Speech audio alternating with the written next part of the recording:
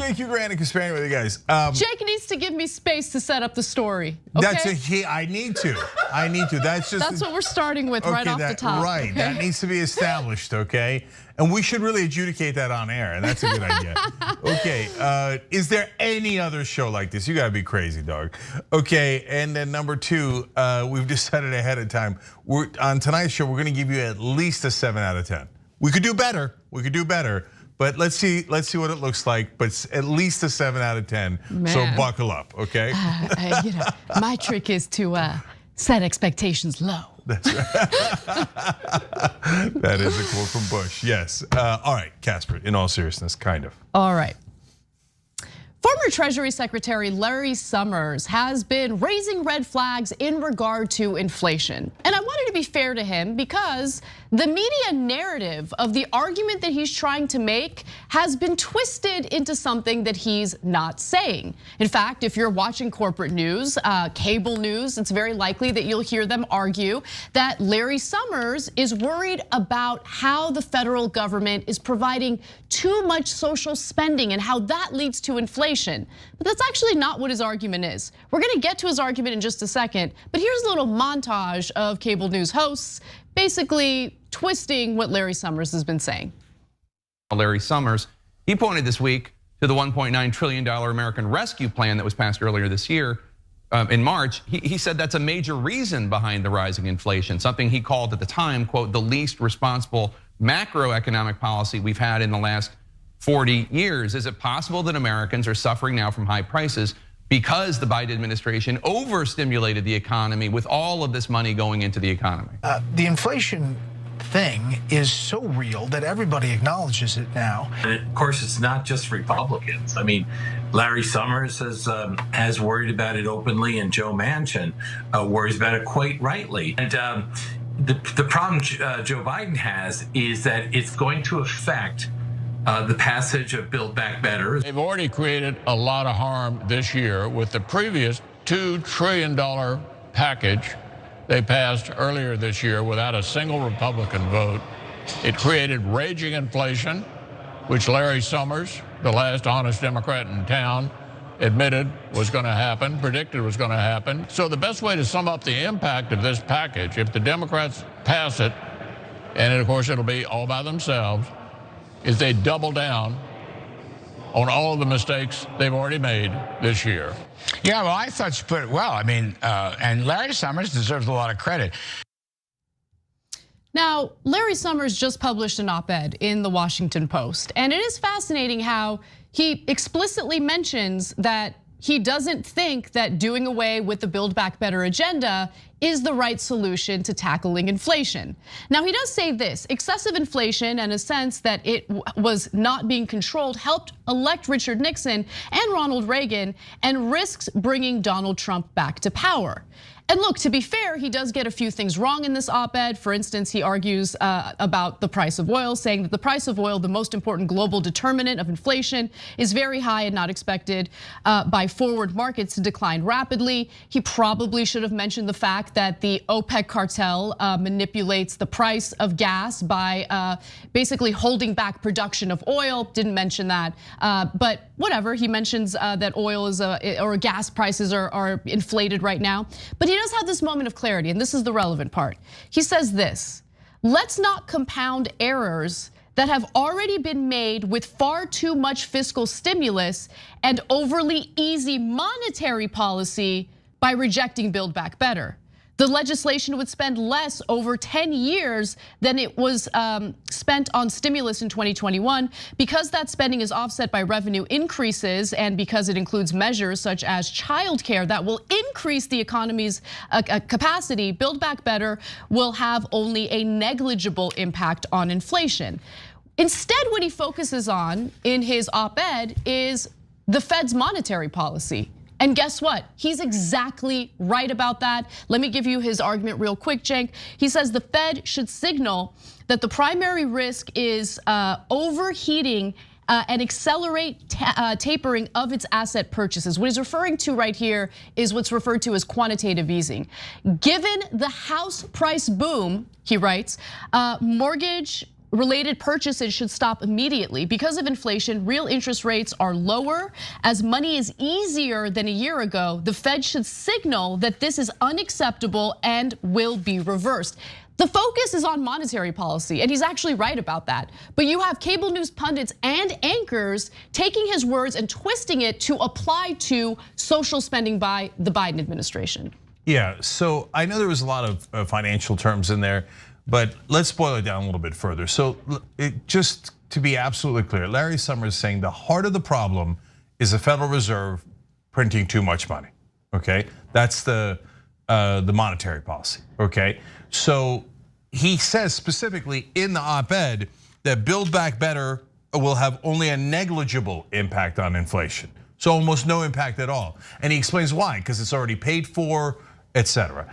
So they took, I know, right? They took that statement and twisted it to say, oh, Build Back Better is what's going to destroy inflation, and Larry Summers, right?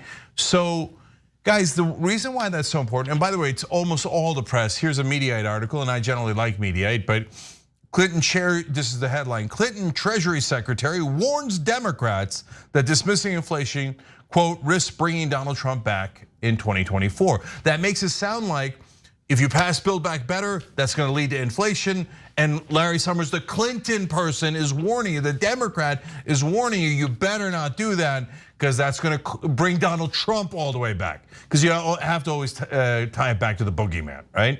And so Larry Summers half intends that because he thinks if I just mention Donald Trump, everybody will pay attention. And the thing that they'll take away from this is if you don't listen to me, Trump's gonna come back. So that part worked out perfectly for him. But the second part, they just took his words and twisted it. Totally. And so why did they do that? Because the media cherry picks its experts. They could have taken a progressive expert. By the way, you say, oh, well, yeah, but Larry Summers is a big guy and well-known and credible because he was Treasury Secretary for Bill Clinton. So what? Robert Reich is an incredibly credible economist who was the labor secretary for Clinton. So you could take Robert Reich's articles and everybody could be talking about Reich says pass it and it'll help the economy. Reich says pass it, it'll help the economy. But they never quote him. They only quote Larry Summers, and then on top of that, they cherry pick within Larry Summers' op-ed, and in fact twist it to mean the opposite of what he said. It's so fascinating. And so why does almost everyone in the media do that? From Fox News to CNN?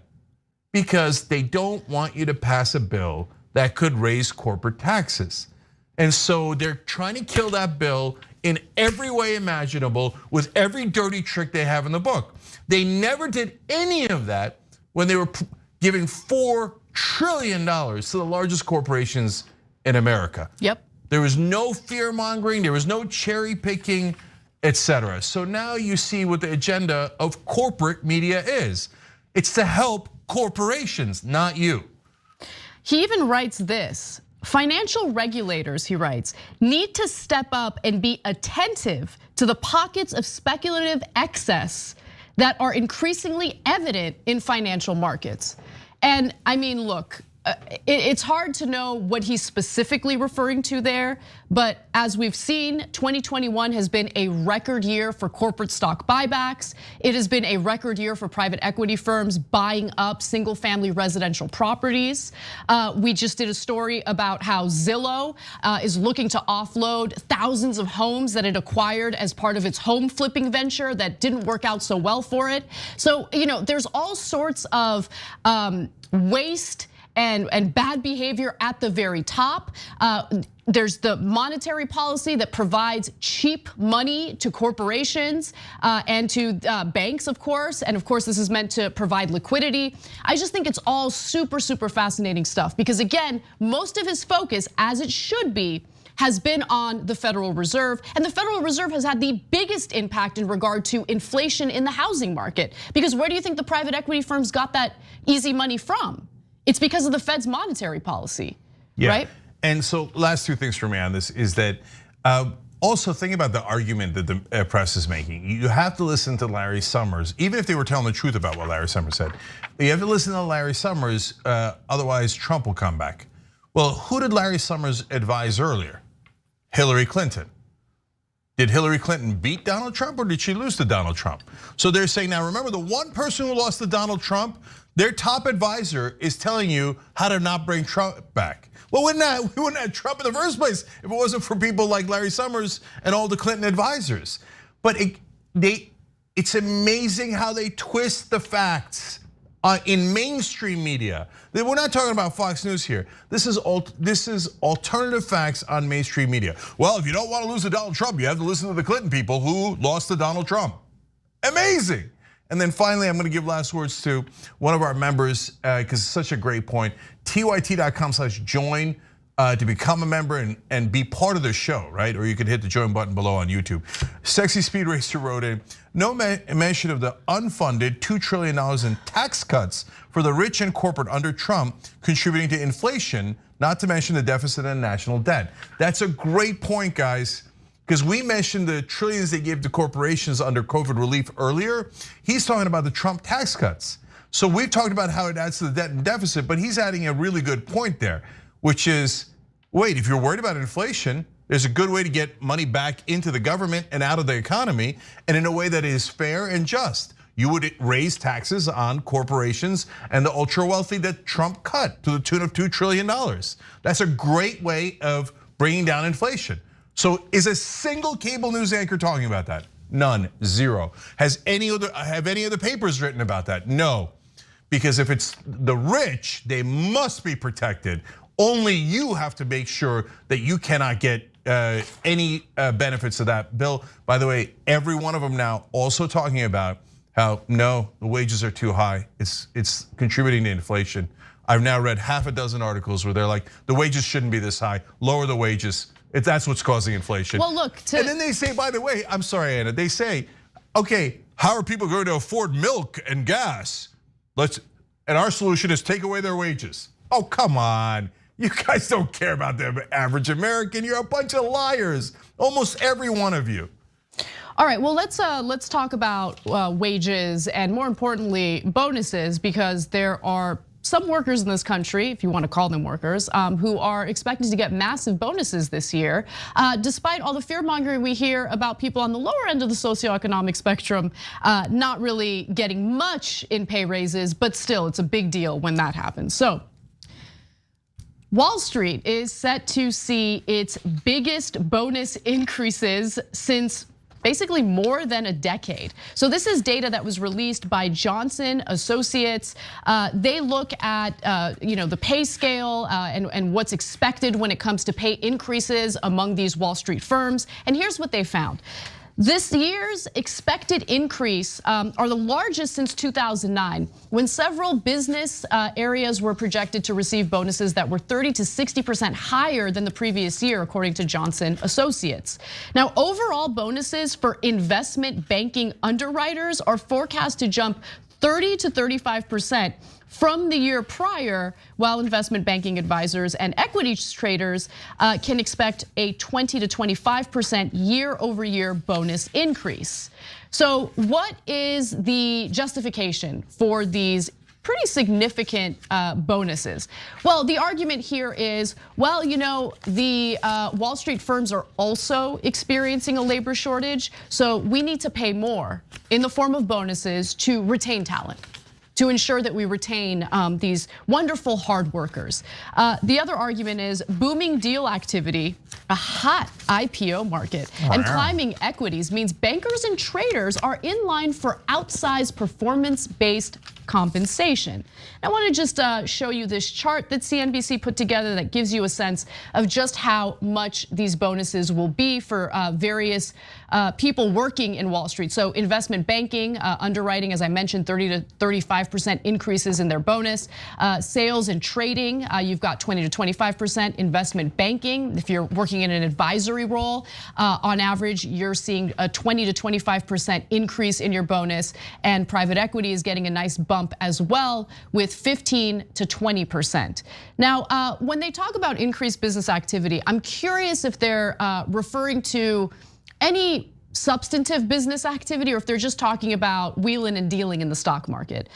Because one thing that we've also noticed this year is that corporate stock buybacks are at record levels. And remember, a lot of these Wall Street firms, a lot of banks are receiving cheap money from the Federal Reserve thanks to their monetary policy. And so what do they do with that money that they get from the Federal Reserve? Are they investing in businesses? Are they doing something that's actually beneficial for American workers or the economy? Or are they just paying themselves? Well, S&P 500 companies in recent weeks have disclosed buybacks totaling $145 billion for the third quarter, and the total is likely to surpass $224 billion by the time all reports are in. That would be above the $223 billion in buybacks recorded in the fourth quarter of 2018, which was a record. So just because you're seeing these pay raises or these bonuses among these Wall Street firms doesn't mean that they're actually doing something that's beneficial to the economy. They're taking advantage of cheap monetary policy, to the cheap money that they get their hands on, and they're finding ways to invest it in themselves. Yeah, so look guys, I wouldn't mind the bonuses and I understand why they do it, and they don't have a labor shortage like Wendy's does, but people are making money hand over fist, and so that does create a hot market for hot bankers, God help us, right? So I understand all the economics behind that, but the part that they never talk about in moments like this is, yes, but what happens when it crashes? So if it turns out it was a bubble, and there was no real value there that they were creating, and later all those stocks crash and you lose money from it, do those bankers then give back their bonuses? No, of course not. No, they take home all the bonuses and then they go, there was nothing we could do. And then they say, well, look, you got to retain our top level talent here to run these banks, even if they crash. Why do I say all this? Because it already happened. This is the second largest increase since 2009. Why was there such a big increase in 2009? Because the crash was in 2008. And so after the crash, they still got some bonuses, but in 2009 they went back to big bonuses, right? Right, but what type of policy was implemented under the Obama administration to basically recover the economy? It was quantitative easing by the Federal Reserve. So the same monetary policy that the Federal Reserve is engaging in right now. And that policy creates this unequal and unjust economic recovery, where those at the very top, in the case of 2008, those who actually destroyed the economy get paid handsomely and everyone else suffers. Now, mind you, one other thing that's important here. Everyone on cable news is demagoguing about inflation. And they're saying part of the problem, I did a segment on this about Stephanie Rule, but I've now seen a number of them do this. Part of the problem is higher wages, they say, for the average American. It's leading to inflation. No one has done a story about too many Wall Street bonuses leading to higher wages, leading to inflation. But they get way more money than you guys do. I mean, that overall, their wage increases is monstrously higher than yours. And they could say, hey, I deserved it, blah, blah, blah. But you can't say the average guy is making too much money because he moved up from $7.25 to $7.75 an hour. And we got to make sure his wages don't go up at all.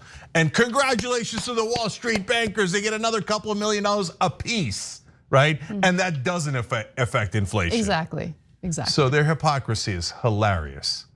All right, we got to take a break. When we come back, we've got a fantastic story. It involves one of my favorite people, Representative Katie Porter, asking some tough questions in regard to what's transpiring over at the post office. We've got that story and more when we come back.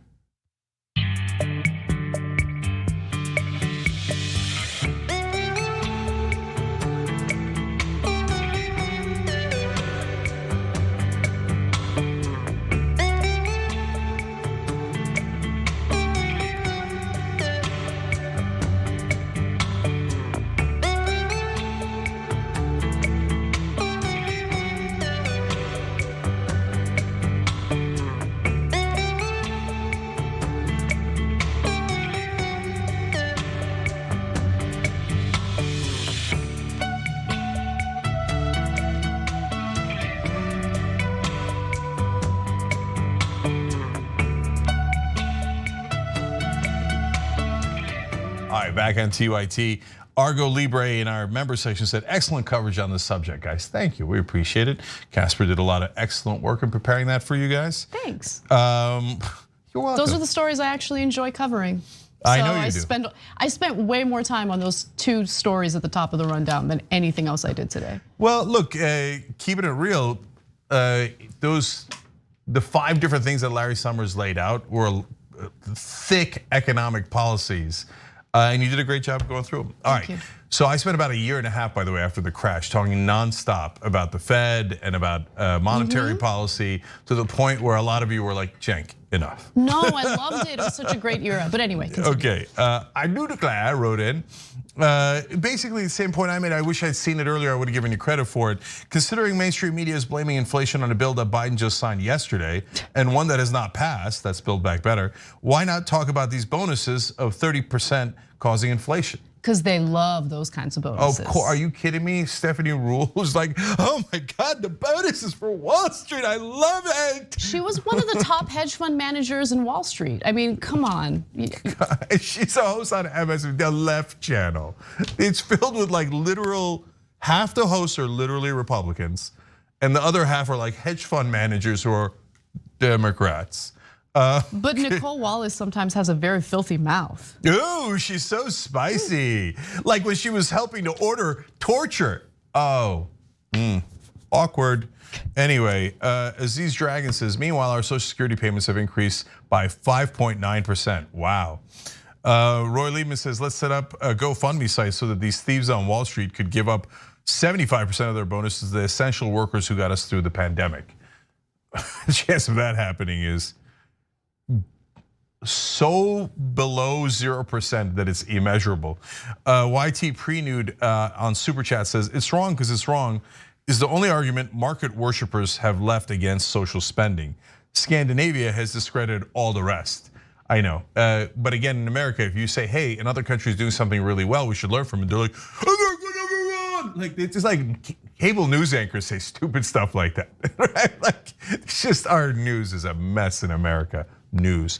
Anyway, Sally Thompson writes in, I'm 72 disabled, hubby 68. Every day he brings me a Bloody Mary and we listen to you. Oh my God, I already love this comment, okay? As Sally continues, he says, Cenk is his man. That's right. Is he? All right, hubby, I like you, hubby. She continues, but Anna, you are mine. Keep up the good work. Love. I love that. Sally, you're awesome, but and hubby, you're awesome.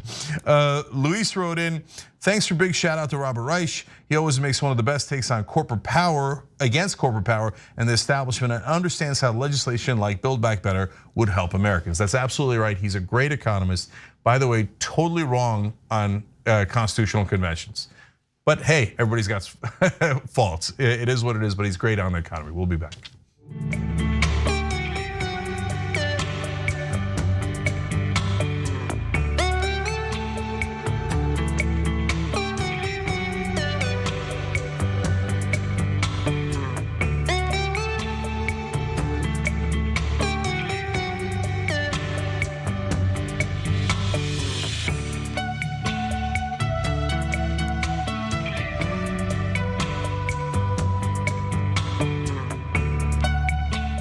All right, back on TYT, Jake and Anna with you guys.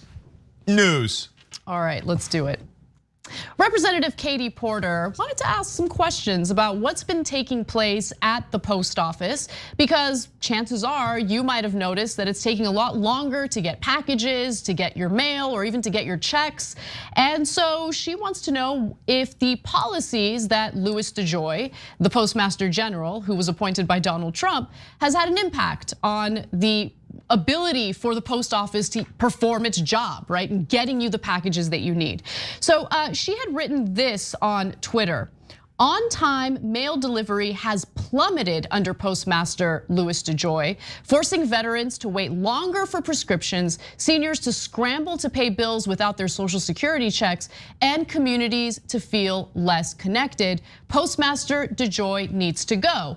Now, whether or not he will go is something that we'll discuss in just a moment. But before we do so, I want to turn to this video of Representative Katie Porter speaking to Melina Perez. She is the post office's Deputy Inspector General for Auditing. the post office just went through an audit, and you're gonna get some details about just how much the post office has been harmed by DeJoy's policies. Let's watch. The audit found that by the spring of 2020, mail delivery was right around 92%. That dropped to 80% by the fall of 2020, and by January of 2021 was hovering at around 61%. When did Mr. DeJoy take over as postmaster? Do you know? The summer of 2020. The summer of 2020, so June of 2020. And what happened after he took over? Did the rate of on-time mail delivery go up or down? Went down. And I'm a professor, and I used to do a lot of grading. And 92% is considered widely like an A-. 80 is considered hanging on to the lowest possible B. 60% is at best a D-. The Postal Service delivers 48% of the world's mail. Is an institution, it is a civic treasure, and we let it get all the way, what you found is we let it get all the way to that D- level. So you know she's serious when she's got that whiteboard ready. To be sure, Louis DeJoy has been pretty destructive to the post office, implementing policies that lead to, first of all, banned late or additional trips to deliver mail. He has decommissioned hundreds of high-speed mail sorting machines. He's also removed some mail collection boxes from the streets, and these changes have led to significant delays. And not to mention, he's got all sorts of business ties and conflicts of interest that play a role in this as well. I'll give you more details on that in just a second, but Cenk, why don't you jump in? So DeJoy's obviously got to go. There's the issue of all the mail being delayed, and we used to have the best post office. I mean, we rightfully bragged about how great our postal service was, and they would deliver in rain, shine or snow, sleet, etc. Boy, did I bungle that one. No, you nailed it. Okay, anyways. And now they don't. Why? The Republicans destroy everything in government. So they go, government doesn't work. And they come in and they smash it to pieces and go, see, it doesn't work. Yeah, after you screwed it up. That chart that she had on the whiteboard was perfect explanation of that. But there's a reason why they're doing it.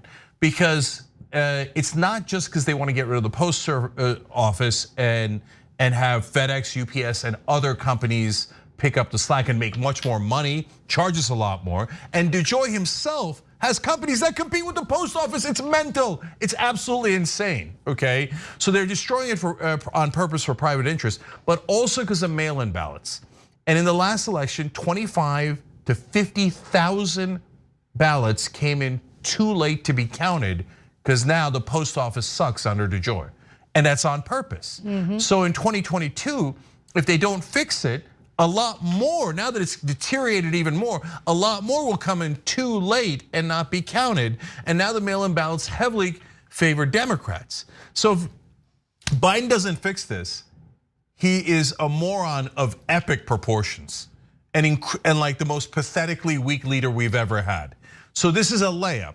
Now, how you get rid of DeJoy is difficult. That part, like the decision is a layup, the execution is difficult, but I can tell you how to do that in a minute. Right, exactly. And look, before you do, because I do think that's important information, I just want to kind of give everyone a little more background in regard to what Louis DeJoy has been up to, but more importantly, why it is that the post office has been under assault by Republicans, right? The biggest assault happened in 2006 under the Bush administration. So I want to go to graphic 5 here. The United States Postal Service has reported net losses of nearly $100 billion since 2007. Now that stems in part from 2006 legislation that required the agency pre-fund more than $120 billion in retiree health care and pension liabilities, a requirement that labor unions have called an unfair burden, not shared by other businesses and certainly not shared by government agencies. Remember, the post office is a government agency and it's expected to run like a business that pre-funds pensions for retirees. It's absolutely insane. Now, in regard to Louis DeJoy, what has he done specifically? Well, as Reuters had reported, the US Postal Service reports $4.9 billion in 2021 in net losses, right? They also write that the United States Postal Service implemented new service standards that slow some first-class mail deliveries as part of efforts to reduce red ink. The new standards revised 1 to 3 day service standards to 1 to 5 days, impacting about 40% of first-class mail. And as I mentioned, Postmaster Louis DeJoy in March announced a plan to cut $160 billion in predicted losses over the next decade. That means he's gonna fire a bunch of people. He says we have years of inflicted damage to fix that will necessitate us taking some continued uncomfortable actions, DeJoy said. So it's abundantly clear that his first and foremost, like the first priority he has is to dismantle what's left of the post office. And also consider the fact that he has those conflicts of interest. There should be an investigation into whether or not under his leadership, these contracts are being given by the post office to the corporations or the companies that he has ties to. Okay, so now how do you get rid of him? First difficulty is that the president cannot directly fire the Postmaster General. That's because we want that post to remain independent of day-to-day politics. Now, did Trump keep it independent? No, he put a guy who wants to destroy the Postmaster office for his own profit into that position. But it is true that the president cannot fire the Postmaster General. So that you can't undo that. It is what it is, okay? And you have to be fair in how you assess whether the president is taking aggressive action enough. Like if I thought he could fire DeJoy and he wasn't, I'd go nuts. I'd be like, just fire him, what the hell's wrong with you? But he can't, right? Okay, so does that, for most Democrats, that's the end of the conversation. They're like, well, okay, that's good enough for a surrender, right? No, so who can fire DeJoy? Because obviously he can be fired like anybody else. Well, there's a 9-person board. And whoever is the president, that party gets to have 5 out of the 9 seats. Now, here comes Democratic incompetence. 3 of the Democratic seats are vacant. Obama tried to fill them, Senate Republicans blocked it because they actually care about their jobs and they care about their base. And they said, well, we don't care, we're gonna block everything, including the post office. Democrats, when Trump was in charge, like couldn't block a goddamn thing. Trump packed that board with not only 5 Republicans when he was in charge, but he replaced a Democrat that was leaving with a Democrat. Yeah, someone who supports Trump, a so-called moderate. Yeah, and who actively supports DeJoy. Exactly, yes. So now, almost everybody on the board supports DeJoy because Trump packed it and the Democrats have done nothing to fight back. They're just a grotesquely incompetent party. Okay, now, here's what they could do. It's actually now relatively simple. You fill the 3 seats, you have another Democrat on there, and by the way, if you wanted, you could actually replace that Democrat too to be extra safe, right? If you needed to. And then a Trump-appointed Republican is going to step down in December. That's it. Now, if Biden doesn't do this, then he's the weakest, least intelligent president we've ever had, okay? So then you appoint a Republican that is against DeJoy. There's a million Republicans who are never Trumpers, et cetera, super easy to find. If you can't pull that off, Trump did it. Trump's barely conscious. He's like one of the least intelligent people you've ever met in your life. And he got a Democrat to say he'll vote with Trump every time, right? So if Democrats can't do the same, nah, they don't wanna win. So it's next month, let's see if Biden does it. But you know how Democrats are. I'd be pretty shocked if he did just elementary things to appoint those 5 guys, get rid of DeJoy, and bring the post office back to competence for both the mail reasons and mail-in ballot reasons. Look, there's one key difference between Donald Trump and Joe Biden. And honestly, Joe Biden can be replaced with any other generic Democrat. Donald Trump, regardless of how much you might like him or hate him, doesn't matter, okay? He's a steamroller. And if he wants something, doesn't care about what the laws are, doesn't care about what the rules are, he just goes for it. And no one stands in his way. Whereas Democrats, it's almost as if they preemptively look for excuses for why they can't do things. And not almost, that's exactly what they do. Yeah, that's true. Yeah, and part of the reason is, and other Republicans do this too, it's not just Trump. McConnell does a great job of steamrolling. Right. McConnell's a little more sophisticated. Yeah, and McConnell's part of the people who did this and protect DeJoy, et cetera. Why? Because corporate Republicans would love to destroy the government, and that's what they're doing here.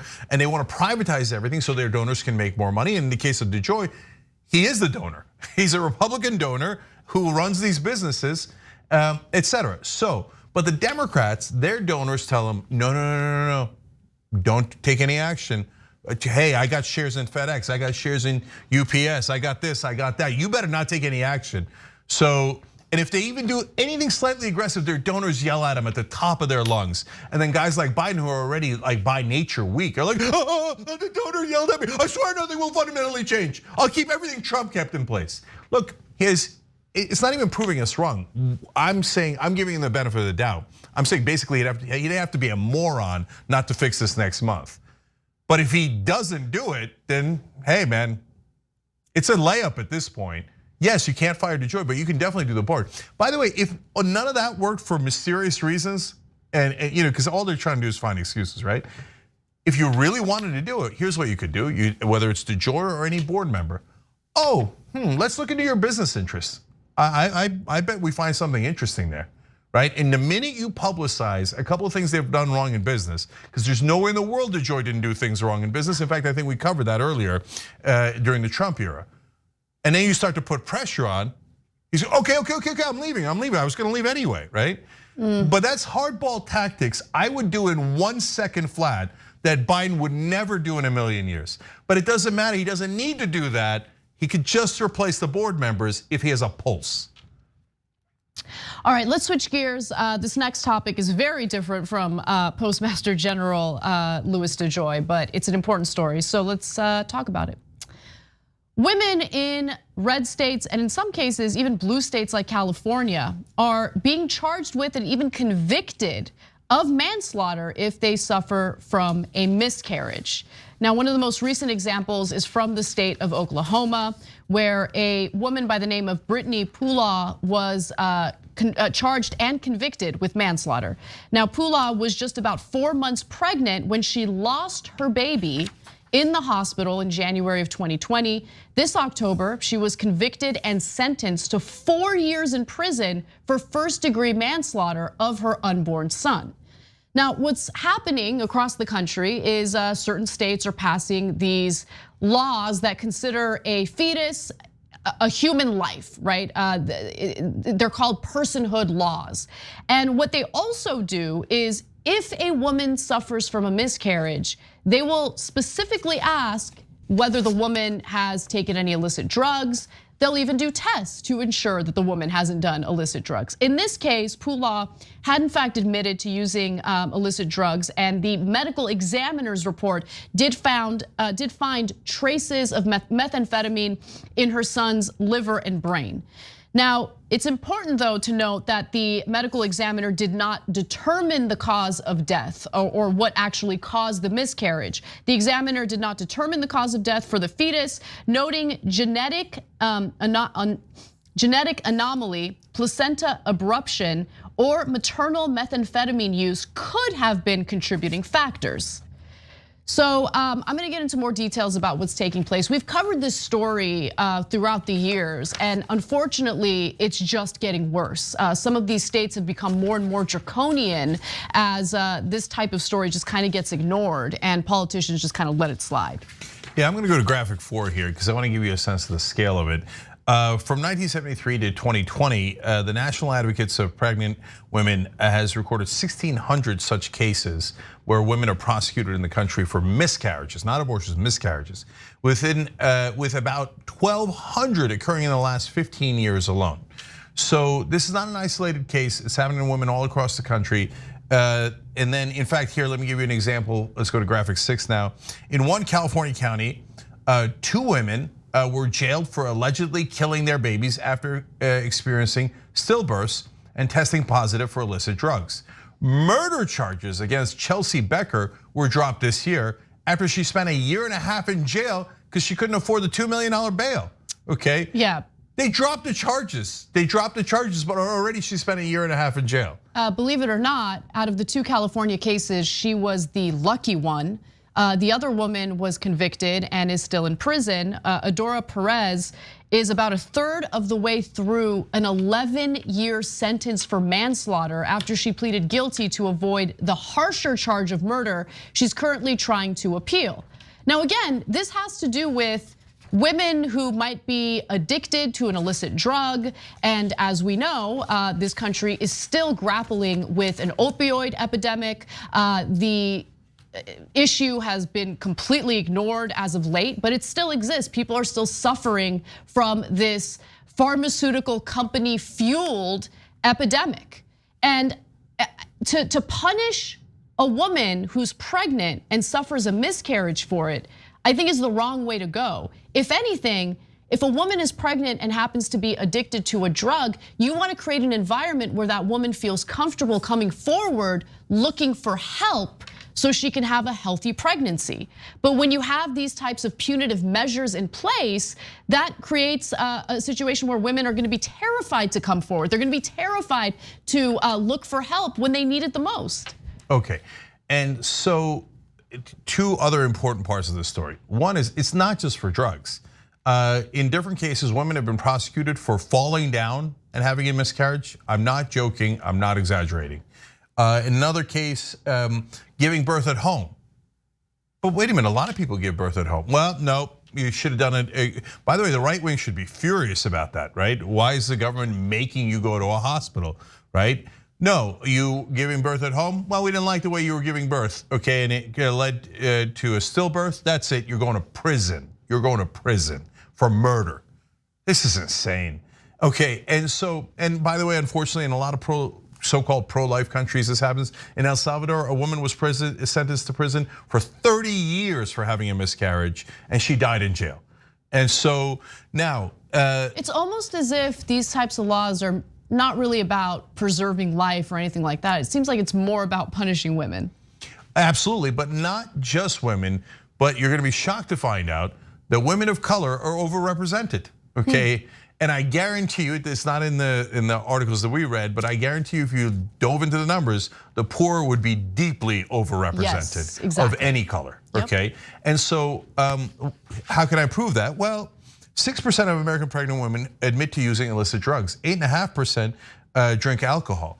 So that's millions upon millions of people, even if you just took the drugs number, right? Did millions of women get prosecuted for this? No, because if a lady from the suburbs has one too many daiquiris, is a judge who's in her same demographic going to say, oh, shame on you, you criminal? You say, I know, but that looks like Susie, who I know, right? Etc.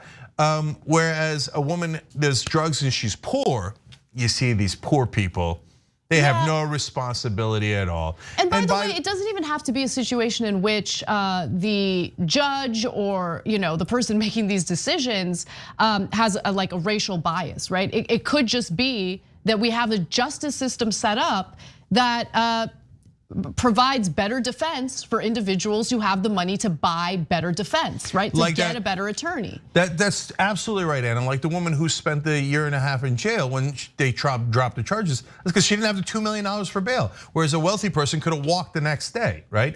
But on top of that, judges are biased, honestly, towards upper middle class and upper class defendants because that's who they are. So when they see someone like that, they see, oh, that looks like my neighbor's kid, or that looks like my aunt, or whatever. When they see poor people of any color, they think the criminal class, right? And I think it's mainly subconscious. I'm not saying all judges are bad people, but that's what you saw, for example, in the Stanford rape case. Oh, the guy lost a swimming scholarship. Isn't that punishment enough? There, but for the grace of God goes that judge's kid.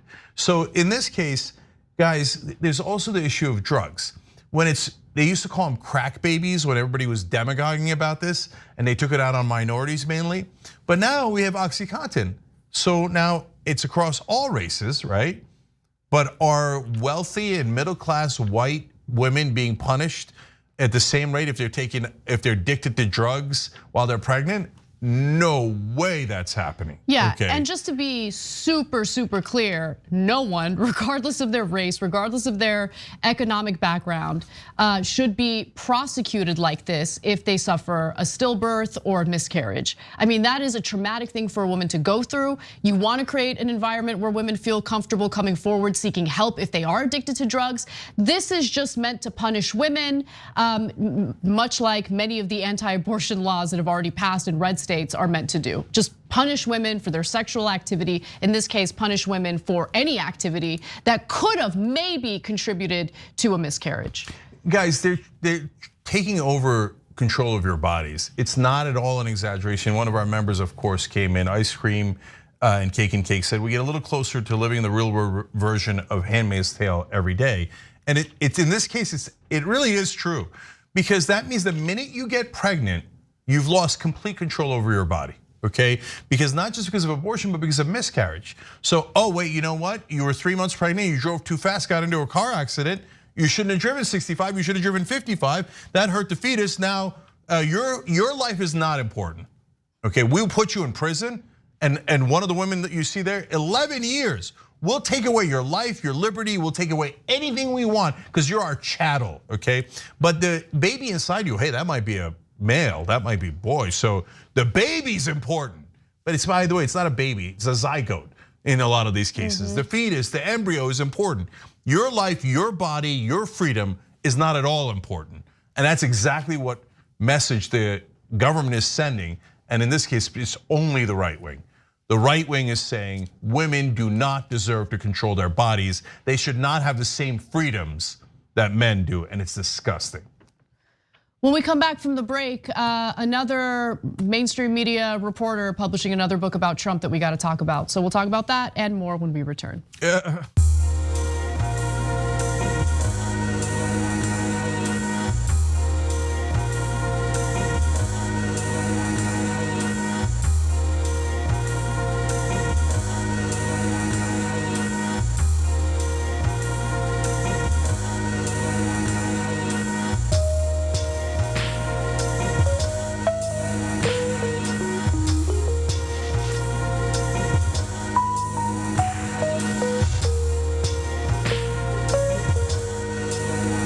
Back on TYT. All right, let's go to our members first. Navinix says Nicole Wallace is mild taco sauce. Casper is primo Cholula hot sauce. Oh, okay. I'm a little bit of a tapatio kind of girl, but it's all right. But I'll go with Cholula. Okay, all right, God bless either way. All right, tapatio over there. Tapatio. Okay, all right, Tattered Remnant writes in, the destruction of the United States Post Office is one of the truly bipartisan efforts. If it wasn't the Democrats who would have gotten rid of the absurd retirement plan, the Republicans foisted off on them a long time ago. That's so true, guys. The fact that Anna read you guys about how they said, okay, a lot of private corporations don't even properly fund their pensions. So when they go bankrupt, they're like, oh, we ran out of money, what can we do? Ha ha, right? They tell the post office, no, you have to put in $120 billion ahead of time. They're obviously just trying to destroy the post office, and the Democrats, their usual response. They never fought back against that. They never won. They never went back to it. By the way, they're going back to $15 minimum wage, right? They don't go back to anything. They just take the L and they love it and they go to and they sleep with it.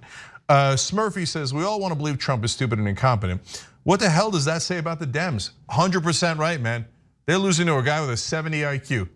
So Hillary Clinton, oh yeah, we know what we're doing, man. You got to put in centrist corporate Democrats, establishment moderate Democrats. That's what the people want. Also, a person with a 70 IQ. I'm making that number up, but he'd be lucky to be at 70. Okay, let a progressive run against him. We could beat him with our hands tied behind our backs. Okay, now new members on YouTube. Avidar Angel 95 and Carmen Marie. So thank you guys, we appreciate it. They hit the join button right below the video on YouTube. Did that make them American heroes? I guess. All right, thank you guys for helping us deliver the actual news and trying to bring a little bit of change in the world. We go to Peter Hamby with his haiku of the day. More of porter ale, billionaires' tears included for a sweeter taste. All right, good one on that one, Peter. Mental Lamour says, a burnt out retail worker and student here paying New Jersey $1,700 a month rent for a 1-bedroom. Out of the $36,500 I made this year, paid $6,100 in taxes, about 17%. Paid Musk, about 17% paid. Musk/Bezos, 0 to 3%. Hopeless. What are we paying for? No, but brother, it's actually worse than 17% because then you got sales tax and you got all the other taxes and a lot of the fees that only apply to you guys and fines that apply to you guys. Meanwhile, Musk is laughing and laughing about how he's paying taxes is optional for him. Our government is sick. It's totally corrupt. It's of the wealthy, for the wealthy, by the wealthy. And you say that for the same for the powerful. Matt Gates on a Ford Bronco says, if the rich keep this up, the headlines will be Elon Musk suffers 3rd-degree burns after Mrs. Porter throws a Hadouken at him, or fatally hurt on Senate floor after Ellicott erased her board. Look, I love her political action. She's great.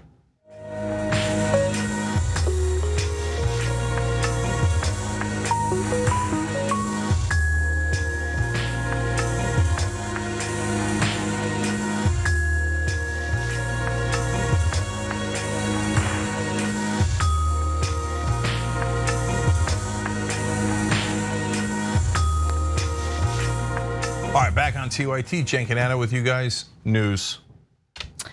ABC's Jonathan Karl has written a book about the Trump presidency, claiming that Steve Mnuchin, former Treasury Secretary under Trump, and former Secretary of State Mike Pompeo considered invoking the 25th Amendment to remove Trump from office following the January 6th riots. Now, according to reporting, Mnuchin talked to other cabinet members about using the amendment on the night of January 6th. On the night of January 6th, the day of the attack, and the following day. Mnuchin spoke to Mike Pompeo, Trump's Secretary of State, and an avowed loyalist. Now, apparently Pompeo even went so far as to ask about a legal analysis for that process, right? Like, how would it play out? Is it worth doing? Can we actually get it done? But the analysis determined that it would take too much time, considering that Trump only had 14 days left in office, and any attempt to forcefully remove him would be subject to legal challenge. And so, of course, Mnuchin and Pompeo were reached for comment. Mnuchin did not comment, but there was an interesting response from Pompeo's team. Okay, so Mnuchin did not comment for Karl's book. Karl writes that Pompeo responded only after Karl told Trump the former Secretary of State had not done so. Pompeo, through a spokesman, denied there had ever been conversations around invoking the 25th Amendment, Karl writes. The spokesman declined to put his name to the statement. Okay, guys, so let's get to some conclusions, and then I'll give you more context. Number one, that means it definitely happened. If it didn't happen, Mnuchin and Pompeo were the closest to Trump. They would immediately come on and go, no, that's a ridiculous fake news. No, there's no way that happened, right? Mnuchin still hasn't commented. He did it, there's no question he did it. Okay, and Pompeo, only after getting pressured by Trump, with an anonymous spokesperson putting out a statement so that they can't be caught on a lie.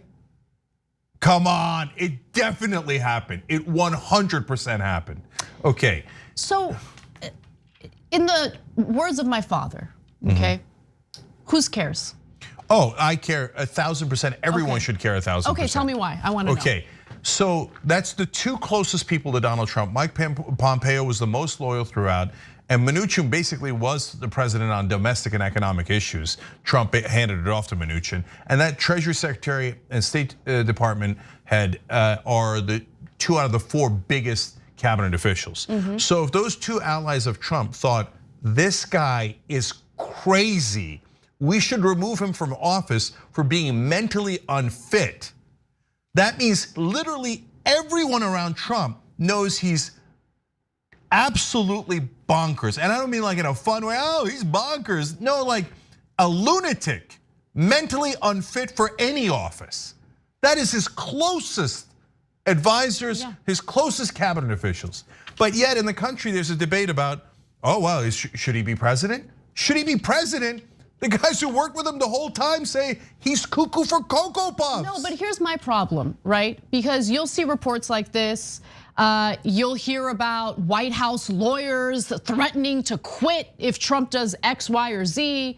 But when push comes to shove, they don't do nothing. They don't really do anything, right? And so Trump, regardless of how much the people surrounding him disagreed with him, regardless of how much they saw him as a threat to the country, they all like nodded their heads, went along. They served as yes men for Donald Trump. Oh, that's 100% right, but there's two different sets of people we're talking about. If you're talking about the people in power, then I share your skepticism completely. They're not gonna do anything. So in this case, why didn't they take that action? One, they were gonna run out of time, and that's fair, they probably were, right? But it would have been important symbolically, super important, in my opinion. And two, a lot of the cabinet secretaries that were outraged had already resigned after January 6th. So remember, Elaine Chao is Mitch McConnell's wife, and she resigned in protest, saying the president is nuts. I can't believe this happened, right? She did not those exact words, but she resigned in protest. And so did Betsy DeVos. So if they had kept DeVos and Chao and these two, and Pence, they might have had enough to say the president is literally crazy and we must remove him from office. That's not Democrats, that's Republicans. Now they didn't do it because of what Anna said. So we don't have to worry about, hey, are Republicans gonna be strong enough to defy Trump? There's no chance of that. Are the Democrats going to be strong and effective enough to be able to fight Trump? Almost no chance. No chance. Right, so that isn't the issue. That's the first set of people. The second set of people are the voters. If the voters all actually knew that everyone around Donald Trump thinks he's mentally unfit, that could affect their votes. And certainly, Anna, even if you say no, 40% of the country is utterly hopeless. No. If you told them Trump is literally nuts, but hates brown people, they would still vote for him. Okay, I might, I think that's too high a number, and I think half of Republicans are in that category, the other half are more questionable. But remember, there's independents, and they would be greatly swayed by that. They would be. It's in the polling, you could see, they sway back and forth on the issues, okay? And so, but has it been explained to the American people enough? No, Trump's top allies thinks he's nuts, right? And the answer is no. So the next time he goes into election, the Democrats will barely bring it up. The media will just do their standard yelling at Trump and call him a racist and stuff. And the American people will never find out the guy's an actual lunatic. Yeah, I think it would have zero impact. Even if the media was constantly talking about, by the way, over the last 2 days, they have been constantly talking about this Mnuchin, Mike Pompeo story, right? I don't think it has an impact on his base at all. And I think what the issue is, look, what did Donald Trump in the 2020 election? Was it because of all of the maniacal things he did while he was in office? No, it was because of what happened to the economy and what happened to the country during the COVID pandemic. His handling of the COVID pandemic was really the only thing that persuaded voters to turn against him and go with Biden. And by the way, when you look at the swing states, Biden didn't beat him by that much, which is terrifying. But I can prove my point definitively by telling you about the power of media and using it right. If Biden's Secretary of State and Secretary of Treasury said we had credible reporting that they were considering using the 25th Amendment because they thought Biden was mentally unfit, he wouldn't even make it through the term, okay? Because Fox News would go ballistic. Every conservative media outlet in the country would repeat that literally 1 billion times, okay? And they would say, mentally unfit, crazy, lunatic, lost it, senile. Even his top advisor, oh my God, his Secretary of State, my God, his Secretary of the Treasury. They both think he's a lunatic, right? And then CNN, MSNBC would be like, is he lunatic or is he mentally unfit or is he senile? Which one is it? But either way, he should be removed. Should Kamala Harris be president? Should it be Pete Buttigieg? They would all talk about it nonstop. When it's Trump, a tiny bit here and there, Yeah. and then they'll drop it. Yeah. So you see my point, the power of media. If the Democrats were competent or the media was honest and actually could get information, actionable information to the public, it would make all the difference in the world. I think the Democrats need to give voters something to vote for, right? Everything that they've done has relied on painting Donald Trump as a maniac. Like, that's all they do, and it has not worked. Well, Anna, I'll end on this, Yeah. okay? It is enormously possible to do both. Trump used to attack everyone 24/7, and they were all effective because they were amplified. So it wasn't like Trump wasn't like, well, I can't attack Clinton and Eric Holder at the same time, to pick two random Democrats. No, he'd attack both of them and he'd tear both their guts out, right? And the conservative media would amplify it, and he'd do it twice a day, 8 times a day. So Democrats are like, wait, we can only do one thing at a time and mildly. Look, man, if a strong progressive ever gets in charge, you're gonna be amazed at what's possible, because Democrats your entire life have never actually put up a fight on anything. They could do it on policy, they could do it on this issue, they could do it on every issue, but they're super weak and they can barely get out of bed. All right, that does it for our first hour. When we come back, now you have right-wing moms looking for bounties on teachers. That story and more when we come back.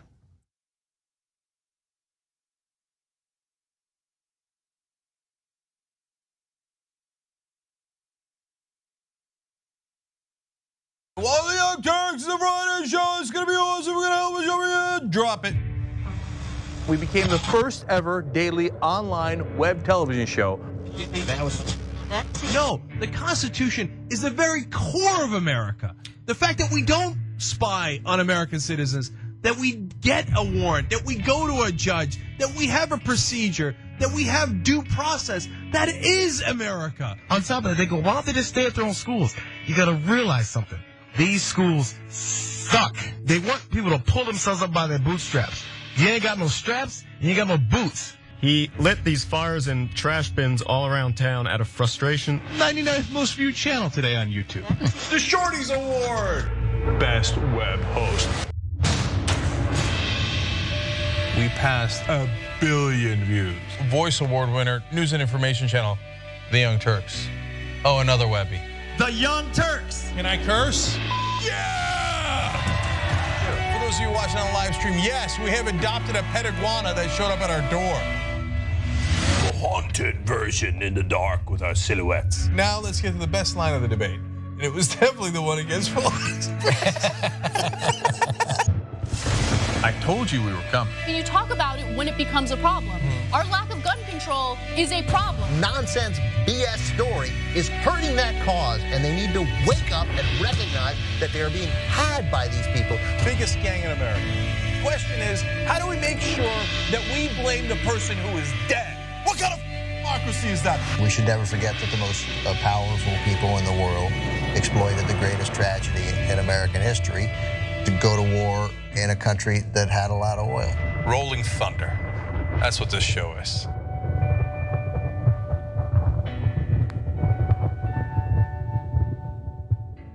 Never in my life did I think I would like to see a dictator. But if there's going to be one, I want it to be Trump. Tick-tock, tick-tock. Where's the line? We've crossed every line you can imagine. We are a socialist country. It's socialism for the rich. Tick-tock, tick-tock. You don't have to know the truth, just believe what they tell you. There is no bounds to their monstrous hypocrisy. Tick-tock. I think we're gonna win the Senate in 2020. And I think we're gonna have the House, and I think we're gonna have the presidency. Tick-tock. And in 2020, we're going to clean your clock, and we're gonna run you out of town, and we're gonna have an actual democracy in this country.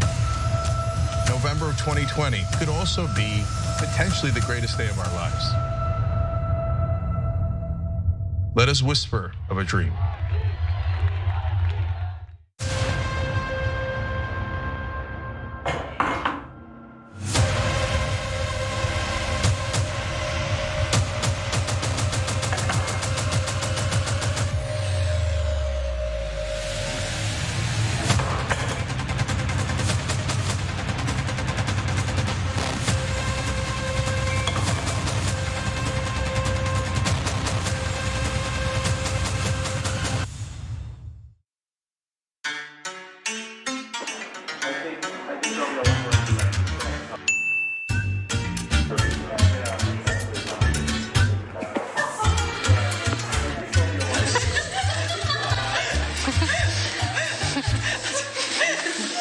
I thought you knew when I smacked it back that I like.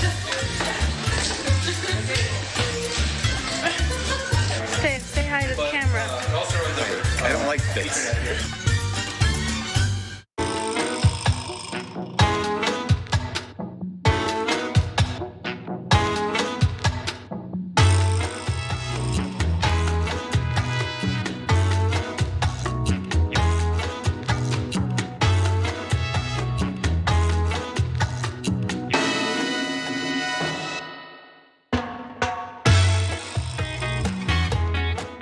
Back on TYT, Jang and Anna with you guys. More news. A group of conservative moms in New Hampshire who are backed by right-wing moneyed interests are so terrified that their children might be taught American history in schools that they're now offering bounties for teachers who might instruct students on things that they should probably learn about. Now, New Hampshire became one of the several states this year to explicitly ban concepts that have been labeled critical race theory. Now, we've been through this a billion times. Critical race theory is graduate level curriculum. It's something very specific. It is not taught in grade schools, but nonetheless, it's become a catch-all phrase for anything right-wingers don't like. The new regulations require teachers, by the way, found to be teaching divisive concepts, very subjective here, divisive concepts to appear before the state's Board of Education for a disciplinary hearing, which could include losing their licenses to teach in public schools. Now, when Governor Chris Sununu signed the bill into law, a majority of his diversity council actually resigned in protest. So you kind of get a sense of, what the real intentions are with legislation like this. Now, the state has even provided a platform to file complaints against teachers suspected of teaching naughty things like American history. Last week, the State Department of Education launched a new website for parents and students to lodge complaints against educators they believe are violating the new law. The list of violations includes teaching that members of one group are inherently racist, sexist, or oppressive, whether consciously or unconsciously. All right, and so what's the deal with this group of conservative mothers? Well, they're known as Moms for Liberty. And they are saying that they will pay $500 for every person who, for the person who makes the first successful complaint against a public school teacher who's teaching the dangerous curriculum of American history. So there it is. We've got $500 for the person that first successfully catches a public school teacher breaking this law. Students, parents, teachers, school staff, we want to know. We will pledge anonymity if you want. Jake. Yeah, all right, so they've now started bounties on teachers. That's like exactly what this is. It's not a bounty to hurt them, but it is a $500 bounty you collect if you can turn them in. And if you turn them in, they explain they want them fired. These are from the people who say they're against cancel culture, by the way. They're still talking, like no one in mainstream media clarifies that cancel culture is a right-wing phenomenon.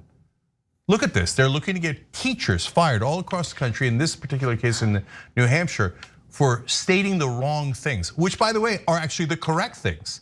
If they teach actual history, they want them fired. And this is not hyperbole and it's not a small case. Polling indicates 4 out of 10 Republicans say that the history of racism in America should not be taught at all. Yeah, it's absolute insanity. That it should be wiped away, erased from the history books. You want to talk about cancel culture, they want to cancel our history, okay, actual history. 53% of Republicans say that the continuing effects of racism should not be taught. Okay, so that's an even higher number. So critical race theory isn't even taught. It's an imaginary issue. So what they're trying to get people to do is, shh, do not teach actual facts to our children. If you do, there's a bounty on your head, or at least on your career. And I mean, we're already dealing with a shortage of teachers, especially during a pandemic where many just could not handle, for good reason, switching over to virtual learning, incredibly difficult. They're already severely underpaid. Before the pandemic, certainly during in-class instruction, they also have to worry about the mass shootings that happen in schools. There's an ongoing debate about whether teachers should be armed in response to mass shootings in schools. Now they have to deal with right-wingers encouraging bounties. If they happen to teach American history that offends some of these conservative moms. And of course, this isn't some grassroots effort, as we've talked about before. Not only is this a manufactured culture war that the GOP is capitalizing on for their campaigning purposes, but this is also something that is backed by moneyed interests. In this case, I want to give you the details. Though Moms for Liberty co-founder Tina Deskovic has said in interviews that the group is mostly funded by small dollar donors and denied any connection to the Koch brothers or other conservative funders, the group has received thousands from a conservative Florida PAC and hosted a fundraiser in June with former cable news host Megyn Kelly that raised at least $57,000 from sponsors. And by the way, this is a growing movement, if you can call it that. In 10 months, Moms for Liberty has grown to 135 chapters in 35 states with 56,000 members and supporters, according to the organization's founders. The group hopes to one day have chapters in all 3,143 counties or equivalents in the United States. And so if you actually want your child to get a sound education, right? You want your child to learn about history. Doesn't matter what you want, because conservatives have decided that as long as they've got moneyed interests backing them up, they can be the arbiters of what history curriculum should be in our public schools. Guys, every part of this gets worse and worse. Think about, how are the teachers going to get turned in? Well, the parents are not in the classroom, so they have to teach their kids to turn on their teachers. Listen for anything the teacher is saying. If she's teaching racism, come tell me, we're gonna get $500. We're gonna turn her in and we're gonna try to get her fired. And if we can get her fired, we collect, okay? So listen for, wait, slavery? It sounds like they're saying white people are racist. Okay, that's it, collect the money, get her fired, get her fired. She's teaching actual history. These are vigilante goons. One of our members wrote in, Greg, great point here. Moms for Liberty, they always have absurd names that are the exact opposite of what they're trying to achieve. Yeah, what kind of liberty is, no, the teacher cannot teach history. She has to teach a whitewashed, wrong version of history, otherwise she'll be fired and I collect my money. And guys, it's not just the teachers that they actually get fired. When they go on this terror campaign to have the kids turn on their teachers, it's gonna intimidate all the teachers until they go, well, I don't even wanna touch it. Let's just not even study that part because it might get me fired. And even if it doesn't get me fired, it's all these stupid Neanderthal parents are gonna come in and yell at me at the top of their lungs. All the kids have turned on me. They've ruined education. They don't believe in science, now they don't believe in history. They don't believe in any facts. Now, if you're a right winger in this country, man, you're a lost cause.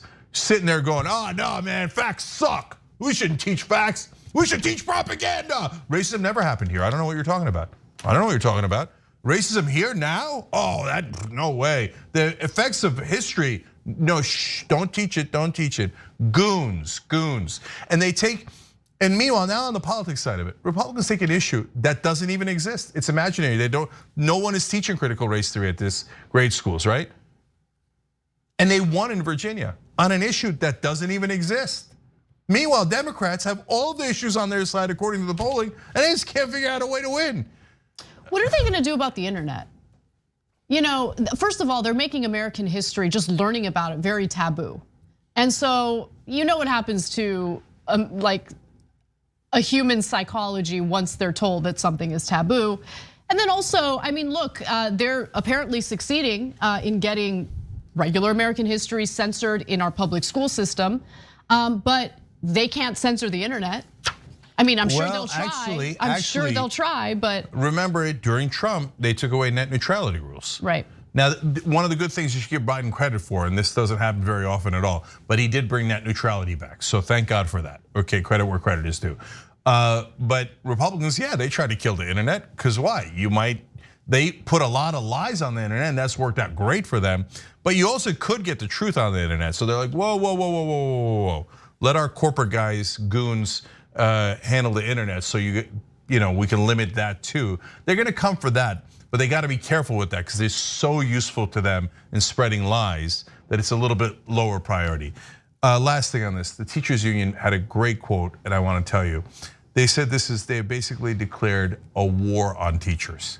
Now, if Democrats were 1% competent, they would flip this issue on the Republicans and go, are you gonna allow this war on teachers? Which, by the way, is absolutely true. War on education. War on education, war on teachers, war on our schools. But Democrats are like, what? Democrats are, Democratic leadership, dumbest people you've ever met in your life. This is handed to you on a silver platter. Not one of them will run on it, not one. None of them will ever talk about it. Instead, they'll get defensive and try to change the topic. They're just politically negligent and utterly incompetent. And what does the corporate media say? Nancy Pelosi is a master legislator. She is so good at this. Oh, you guys are vomitous and you're fools. All right, let's move on. So Alex Jones is raging, and that's always fun to watch.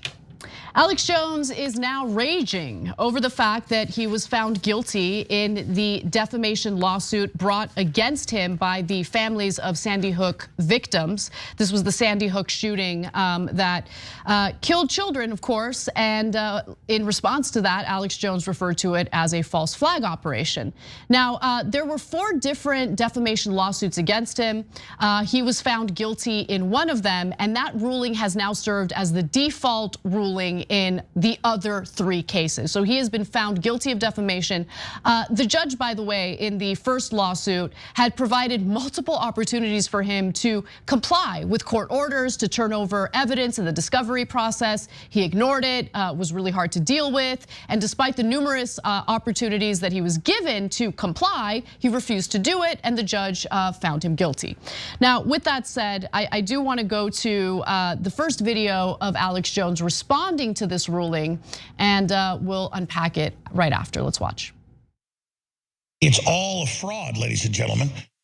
We hardly ever even talked about Sandy Hook. But there were a lot of anomalies, a lot of issues, but I do know that school shootings do actually happen. I just know they're not my fault. And I know I didn't kill those children at Sandy Hook. When you think about Sandy Hook, you think about the name Alex Jones, ladies and gentlemen. And that's just branding and brainwashing and propaganda. And they just say, I'm guilty, guilty, guilty, guilty for 4 years since they filed these ridiculous lawsuits.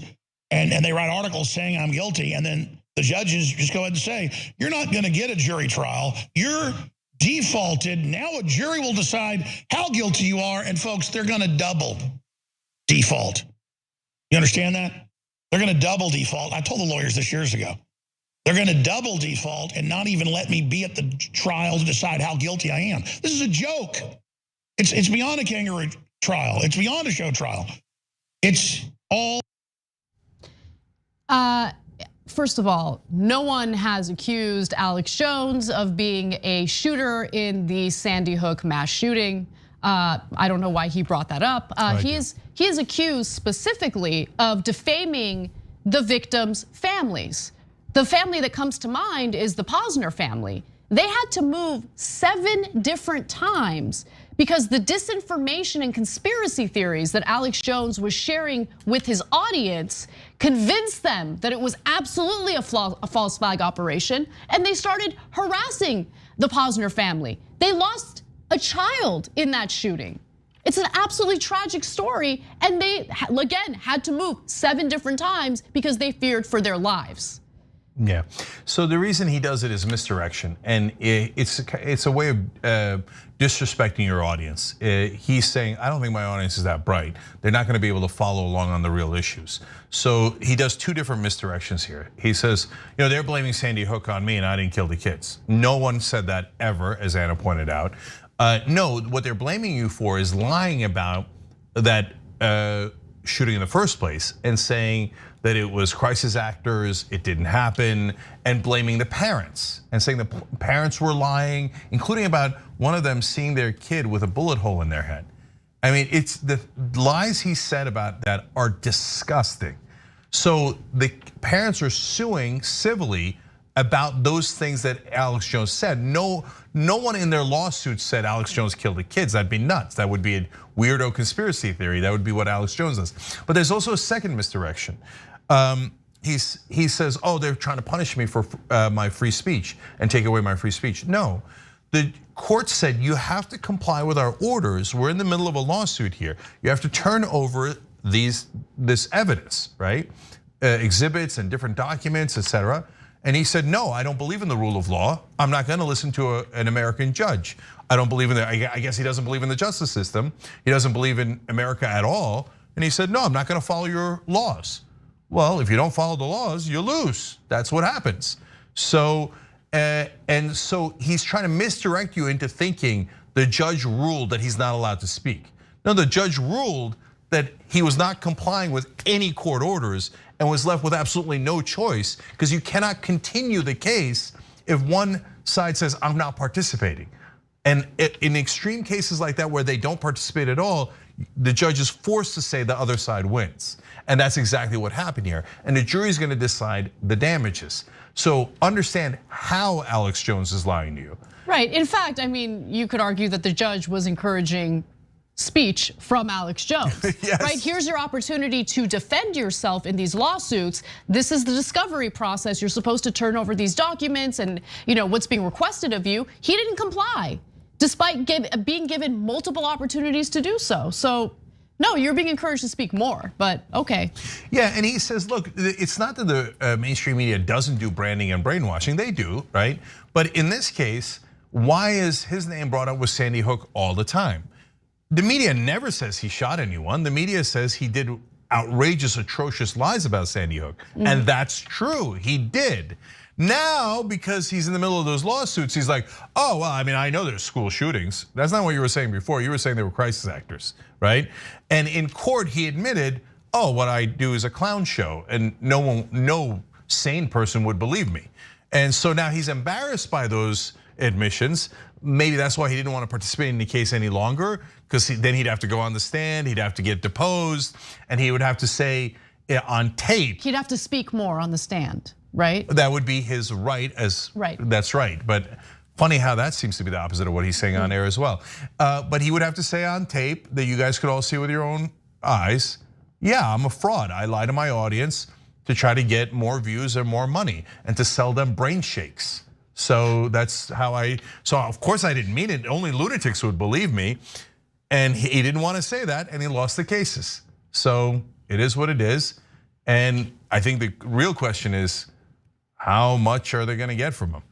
And if those judgments are significant, I know what he'll do next. He'll ignore that law. And he'll say, I'm not gonna pay, freedom of speech, etc. Is that how it works? Yeah. I'm not gonna pay what I've been ordered to pay by the court. So freedom of speech. Okay. Yeah, cool. I mean, look, that's their excuse for everything. You got pulled over for speeding, freedom of speech.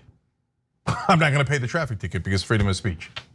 Okay, so he'll try that, but at some point, someone in government has to say, no, we actually have laws in this country, and you will abide by them, and if you don't, you'll go to prison. That's it. All right, we gotta take a break. We'll be right back. I want to go to space.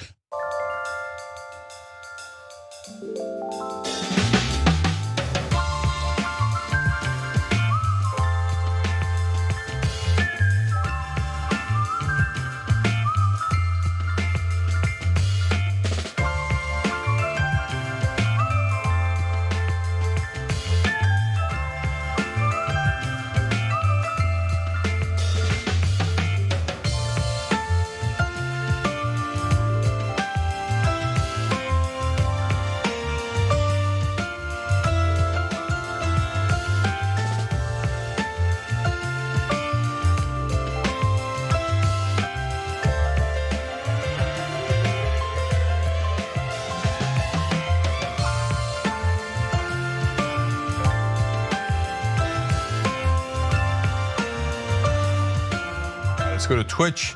Stuck in Phone says, here's some more Bezos bucks. Thank you, been with us for 10 months.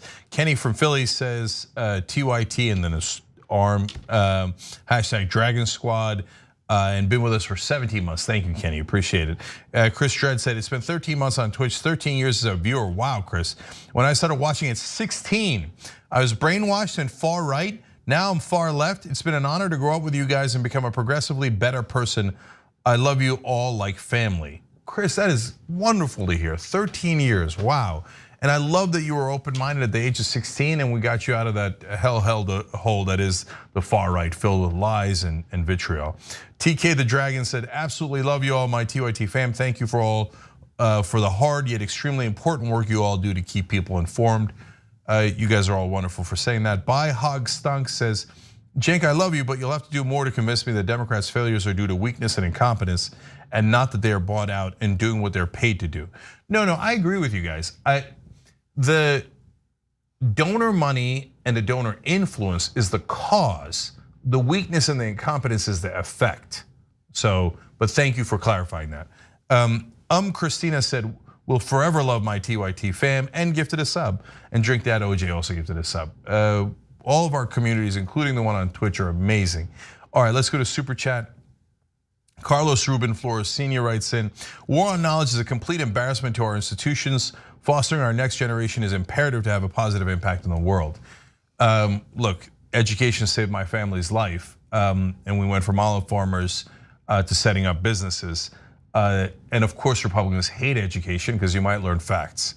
Michelle Jean writes in, for a couple of cups of coffee, thanks you two. Oh, I see, for the Super Chat. Thank you, I appreciate it. Those Super Chats make a difference. Speaking of coffee though, twostrongcoffee.com/TYT gives money to progressive causes. This is a mug made by a progressive and that we sell through Too Strong Coffee, and she makes them here in America and they're awesome. So check that out at twostrongcoffee.com/TYT as well. And it's the best tasting coffee. Now I can't live without it. Mr. Pink says, miscarriages may not be a crime, but private prisons are people too, and they need to make money. Nice sarcastic comment there. L. Lores, I'll go with that, on Super Chat says, at 40, a woman's chance of miscarriage is 40%. At 45, it's 80%. Are those women going to jail? I'll put my any amount of money on no. Well, of course, there it depends, right? Which women? But if they're minorities and they had a miscarriage at 45, or they're poor, there's a pretty good chance they will go to jail. So this country is brutal and barbaric. Christy Beckford just joined by hitting the join button below on YouTube. Christy, welcome and thank you. And I am out of time. We'll be back.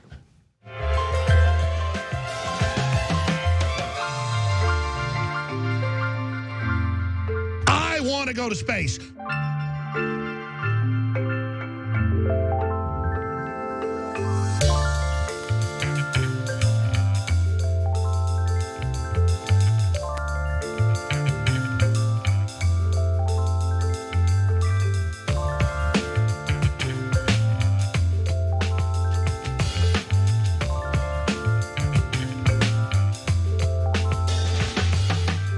Back on TYT, Cenk and Anna with you guys.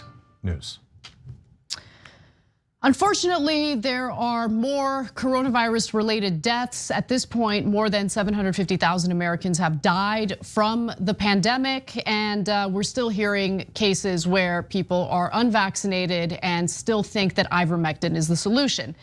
A Florida teacher, for instance, was admitted to the hospital with COVID-19 related complications, and she has died weeks after her husband filed a lawsuit against the medical center in an attempt to force her doctors to treat her with ivermectin. The doctors, of course, said no, because this is not a medication that's been proven to treat coronavirus. Tamara Drock, a 47-year-old teacher near Palm Beach, Florida, passed away from COVID complications after 12 weeks in the hospital. Her husband had sued the hospital last month to force doctors to administer ivermectin, an anti-parasite medication. But the judge didn't buy his arguments in court. And so Palm Beach County Circuit Judge James Nutt rejected Drock's lawsuit, saying allowing judges to countermand doctors' decisions could set a dangerous precedent. He urged the Drocks and the hospital to try to reach an agreement on their own. A deal fell apart after a doctor agreed to administer ivermectin at a dosage the family's attorney said was too low. Because the family attorney would certainly know better than the doctor administering the drug that has not been proven to treat coronavirus. Now, after his wife's death, Drock is not willing to give up. Instead, he plans on expanding his crusade so that others don't go through what he went through. He says, quote, "I'm hoping they name a law after her so no one has to go through this. If she had walked out of the hospital, she could have had the medication." He also says, "We don't know if the drug would have saved her life, but it could have."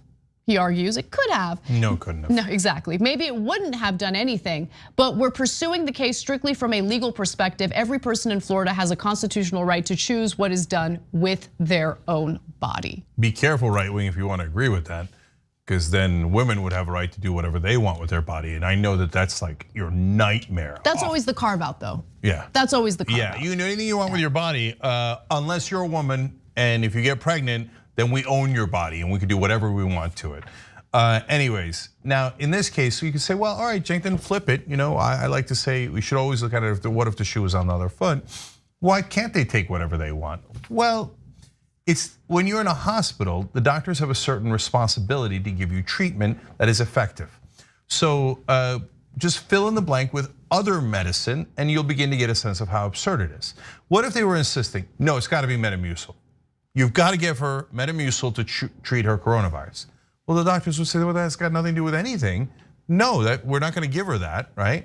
They say, no, I'm gonna force you to give her that. Okay, but maybe it's harmless, right? But what if it was chemotherapy? And they're saying, you must give my wife chemotherapy. Well, the doctor's has taken a pledge to not do any harm, and he can't give you chemotherapy. It doesn't make any sense for this. Ivermectin is the same thing in the sense that it's not necessarily as harmful as chemotherapy, but it's not for this disease. It just isn't. They picked a rando drug almost out of the blue, like ivermectin, okay? And they're saying, now doctors, even though you all know this is wrong, we demand that you do the wrong thing and treat and give the wrong medicine, otherwise we're gonna sue you. Now, earlier in the show, we did a story where they now have bounties on firing teachers if they teach about racism, right? That's in New Hampshire, $500 a pop, you turn them in. Now there's bounties, in a sense, through this lawsuit on doctors. If you don't give the wrong medicine, we're gonna sue you. Yeah, and I mean, what should also be considered is the fact that you have a woman who's being treated at this hospital for 12 weeks. So clearly there's some trust in the healthcare professionals who are providing care for your wife. So if you trust the doctors, then why not listen to the advice and the expertise from the doctors, right? And if you don't trust the doctors, why admit your wife to this hospital? It's just, look, we're in this weird, and it's frustrating. We're in this place where everyone thinks they're an expert on everything, right? Mothers, conservatives, they think that they're educational experts and they know better than teachers and educators who have gone to school, gone to college, got their credentials and have the expertise necessary to do their jobs. They want to tell teachers what they can and can't teach in history classes. Then in this case, you have people who think they're medical experts because they watched a Joe Rogan podcast or something and they're convinced. Guys, we have to trust in people who have gone through the process of becoming experts in their field. It's not to say that everyone gets it right 100% of the time. Of course, mistakes are made sometimes. But in this case, for ordinary Americans who have no medical training to just think that they know better than doctors and to demand that the doctors prescribe something that has not been medically proven as a treatment for COVID is insane. So, Anna, I will do a slight asterisk on what you said, but I love where you were going with it, and so let me see if I can build on it. So it depends on the field, right? So if you say trust politicians because they're experts in their field, I say no deal. Yeah, right? I agree with you on that. Yeah. On the other hand, if you say people who've studied a long time with particular expertise and knowledge that you need, doctors, engineers is a great example, right? Now, it's not just whether I trust them or not. What's the alternative? They say, well, you can either trust 99% of the world's doctors or Joe Rogan. And by the way, the media in this country is poison. So corporate media tells you, oh, don't worry, the people in charge and the powerful and the wealthy are looking out for your best interest. It's absurd. Don't worry, politicians are not corrupt when they take millions of dollars in legalized bribes. So corporate media lies to you in one direction, then right-wing media comes in, and Rogan and Dore and Tucker and all of them come in and go, no, don't listen to the damn doctors. Meathead over here knows better than all the doctors in the country. And people believe him because the doctor doesn't have a podcast and Rogan does. And so they listen to him and they think, well, I trusted him on this and that, and he's pretty, and he knows what he's talking about on MMA, so he probably knows better than 99% of the world's doctors. And so the media poisons the culture and gets them to say, no, do not. Now, to build on what you're saying, Anna, last thought on this is the engineers. Imagine if they did this, and I'm worried about putting this out into the world because they might. And they said, don't listen to the engineers. They say to build that bridge with that kind of material, you shouldn't. You should build it with paper mache. Rogan told me. And now they say paper mache is just for horses. It's not. Paper mache is also for humans. That's why we should build a bridge with paper mache. Don't listen to the engineers. They're goddamn experts. They studied this for years. So hence, they don't know, the rando online knows, okay? So God help us, that's probably next. Because they've attacked every source of actual facts and information that's trying to help you. So if you want to believe the meatheads instead of trained doctors, that's on you, brothers and sisters. Yeah, and look, it's not just about meatheads. And yes, I mentioned Rogan specifically because he's the most popular, right? He's got a massive platform and he's influential. But he's not the only one, and there is an incentive to cover these crazy like conspiracy theories about COVID, unproven prophylactics and also treatments for COVID. Like you see it play out in the numbers, right? The number of views that any given show gets if they cover COVID from the perspective of a conspiracy theorist. 100%. I mean, that's look. Tucker is actually a smart guy who drives a lot of these conspiracy theories for his own political purposes. But meatheads like Rogan and Dore saw all the viewers going in that direction, and they were like, "Ooh, chase the viewers, chase the viewers! Oh my God, I'm going to get more views. I'm going to get more listens. I'm going to get more money." Even Rogan, who should be immune from that, but ironically, he doesn't have immunity from greed, or maybe he's just dumb. But it doesn't matter, guys. Bottom line is just think about the engineer analogy. If all of a sudden a podcaster told you that the engineers don't know how to build bridges and he knows better, would you trust the podcaster to build the bridge instead? Well, of course you wouldn't, right? Because then the bridge is gonna collapse. And they say, after we build a bridge, your family's gonna go over it. Would you trust the podcaster or 99% of the engineers? Now, they're saying the same thing about doctors. And the doctors are also affecting whether you live or die. They're saying, here's the right medicine. And about a giant percentage of this country, whatever the number is, a giant percentage is going, no, I think the meathead podcaster I'm gonna put my life in his hands instead of agreeing to 99% of the doctors. It's mental. You should actually seek treatment from a mental health professional. All right, speaking of Tucker, we've got a story about him when we come back from the break. See you then.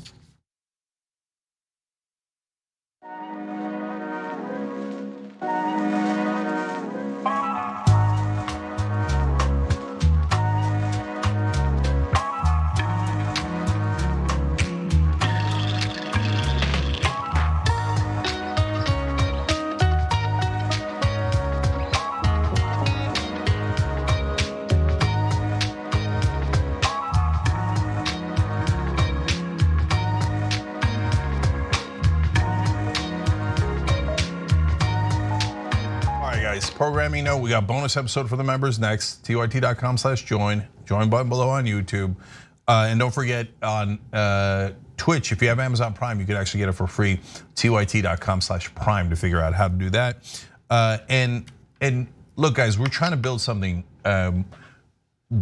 bigger here. Okay, so one, we're trying to get our network to be bigger so we can get the progressive message out there more effectively and louder. It affects everything.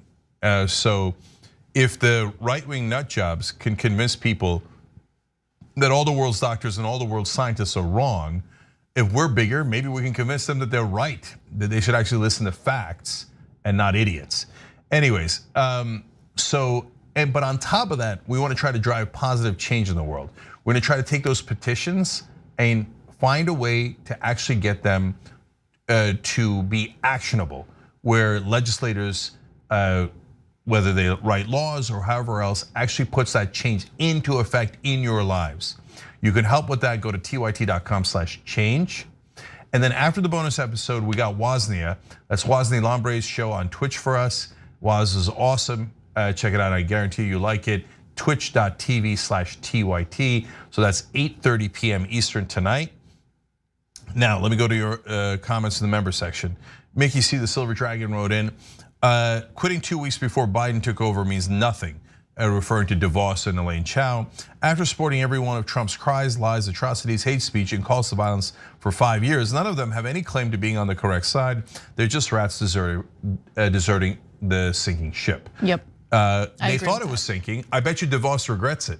I bet everyone who left at the end of the administration is thinking, oh my God, he's probably going to be president again.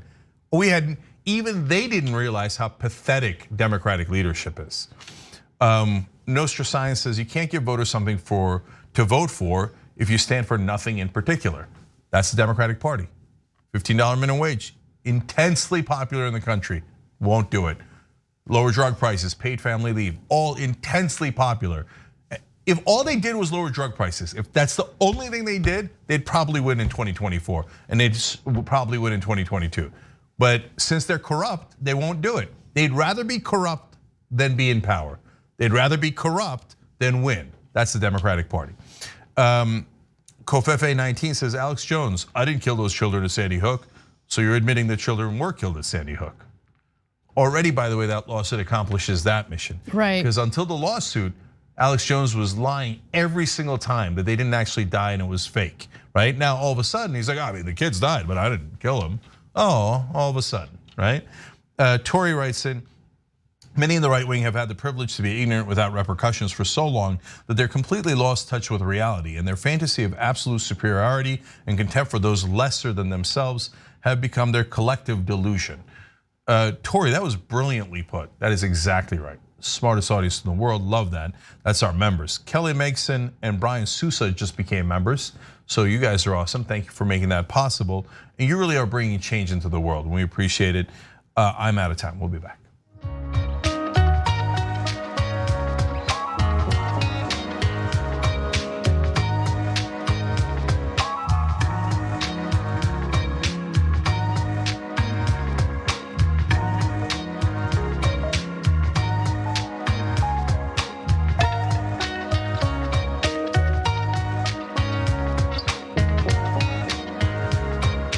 All right, back on TYT, Cenk and Anna with you guys, and you guys as well. We love doing the show with you. Jibo61 wrote in on Super Chat. Hey guys, really appreciate what you do and stand for, and that you stand for the people. Cenk, please give me that. Of course, I just did it. Love you guys. Anna, please challenge Candace Owens to an education debate. Thanks. No, I mean, I would love to. Only problem is she just like preemptively blocked me on Twitter, so I don't really have a way of reaching out to her. I'm sure we can, but she's not gonna want to debate. If she starts to lose clout, then she might chase Anna, right? But that's how these games are played, and they're silly. Anyways, Casper. All right, well, Tucker Carlson is taking a page out of Donald Trump's book and questioning whether Kamala Harris, the nation's first biracial vice president, is actually an American at all. So who knows? Let's hear his argument. What does he have to say? So the one thing we know for sure about Kamala Harris is we should all be very, very grateful to have her because she's historic for reasons that no one ever explains. But there's a lot we don't know about Kamala Harris. Most people probably don't know she really grew up in Canada. That's where she went to high school.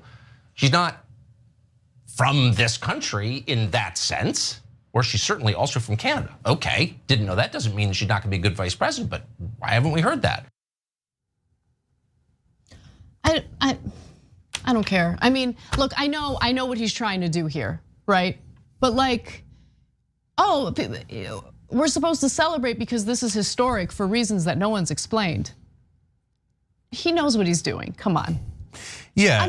I'm exhausted by this guy. And the thing that sucks is he's influential and he's strategic and certainly better at planning where he wants to go than Donald Trump is, which is terrifying because I actually think that if he does find himself in a position of political power, right?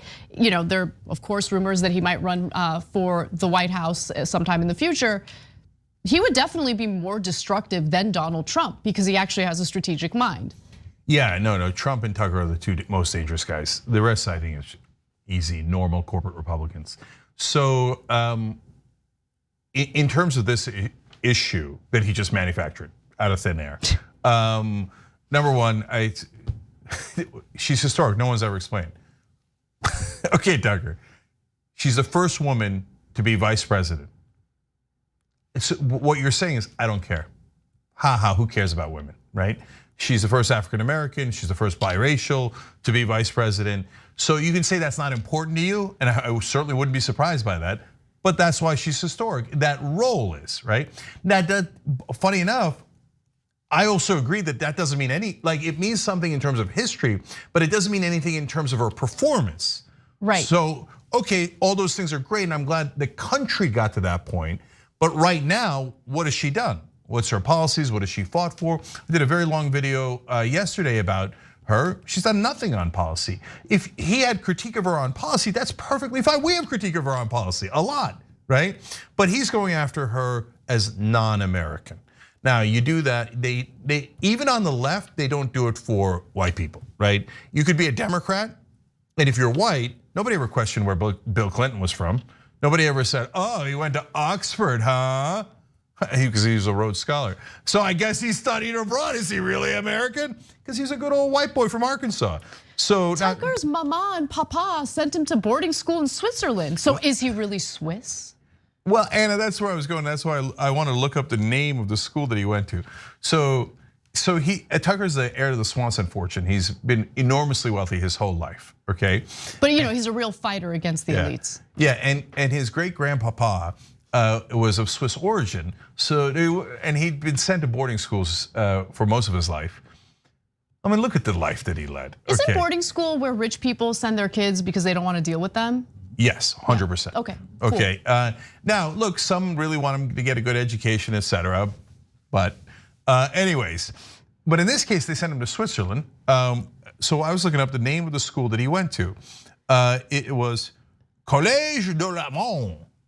Remember, Switzerland is partly German ethnicity and partly French ethnicity.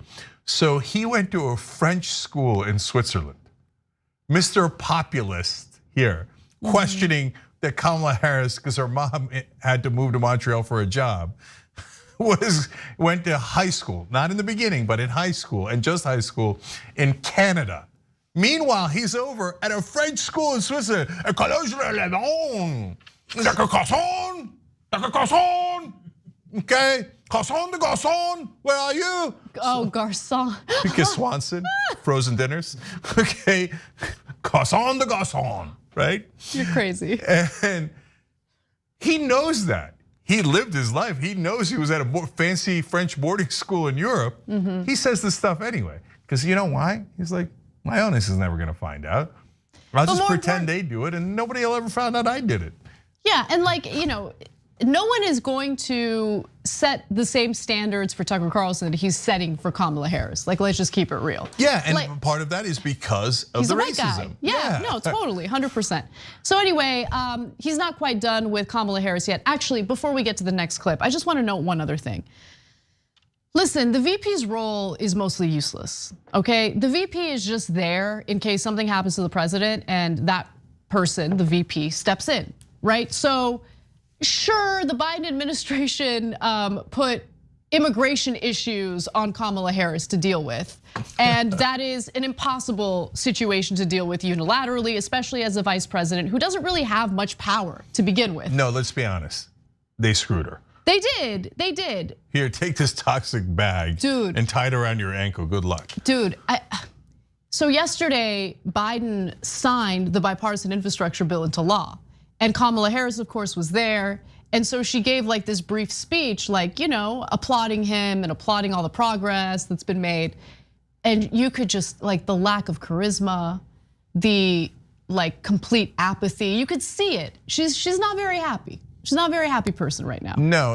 In fact, the CNN long rumor-filled gossipy story about Kamala Harris on CNN was filled with donor complaints that Biden's not helping her enough because she totally works for the donors. So they want her to be featured more, right? So by the way, look at us making a far more scathing critique of Kamala Harris than Tucker Carlson.